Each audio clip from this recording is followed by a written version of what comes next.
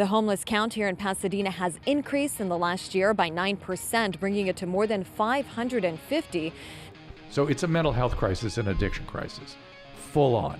So it's Prop 47, Prop 57, so people came out of the prisons, and people that had mental illness that shouldn't have been in prison in the first place, frankly, ended up on the streets. And then because we made drugs legal, essentially, in California, all my people are here. My patients came by the tens of thousands. Wow. And so the drug users are here now because they don't get hassled. And if you're a drug addict and you know it's warm and you don't get hassled, and by the way, you can steal and not even get hit for a misdemeanor. You can steal $950 a day and not be hit for anything. Just get a ticket. Dr. Anna Grace is lucky to be alive. She is the latest victim of an unprovoked violent attack. Pasadena restaurant workers leaping into action to take down a man with a knife. A really frightening situation. This man armed with this knife has been caught on several properties trying to break in. He was Horrifying experience for a family in Pasadena. A woman with a pickaxe showed up at their home and breaking their window. This encampment by the Pasadena freeway has been here for at least a year. Frustrating, residents say, but also potentially dangerous because of this one man seen today outside his tent. In this security video recorded on May 26th, you can see Dr. Grace waiting to cross the street in the 600 block of South Fair Oaks Avenue in Pasadena. Suddenly, a transient who is screaming obscenities approaches her and makes a threatening move. She tries to get away, but the man follows and punches her so hard she falls to the ground. The violent crimes are becoming rampant in Los Angeles.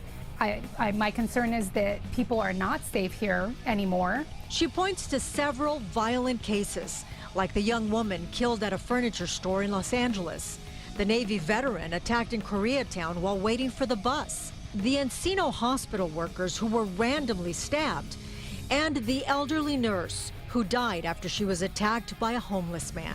I think that the justice system is allowing violent criminals out who are committing assaults that are very harmful to people. Dr. Grace urges people to always be vigilant. So I would encourage people to stay in groups when they go out. Women especially need to be extra cautious. I always thought I could outrun someone that was going to attack me, but now I realize that's not the reality. This man had apparently walked into the Arbor restaurant on South Lake Avenue, brandishing that knife just minutes after he had discharged a fire extinguisher inside the business next door, causing more than $2,500 in damage there. Arbor employees managed to tackle the man before he could hurt anybody.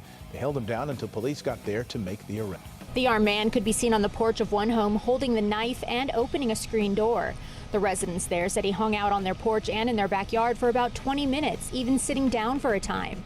He also took the screen off a back window and tried opening all of their doors and windows.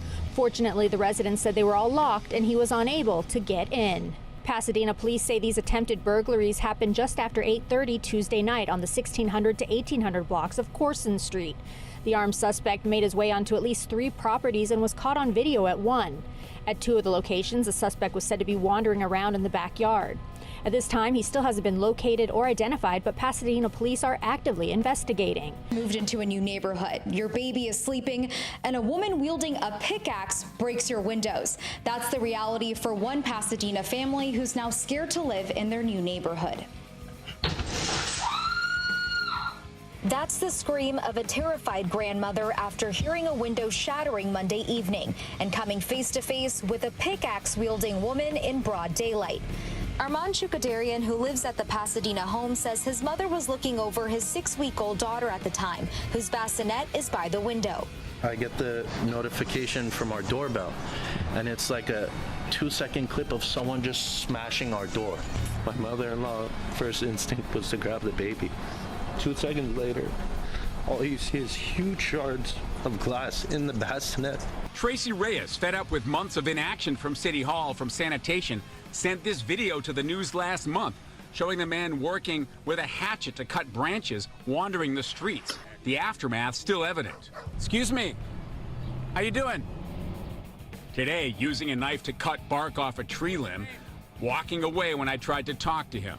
Can we talk to you? Have you seen him out here with the hatchets since that initial No, video? I haven't. Reyes says since our story aired, the city's been better about communicating. Sanitation says it's been there 5 times this year. For him and building a trusting relationship with him, so that's reassuring that I am hearing from them and the communication is much better than it was initially. But he's still there.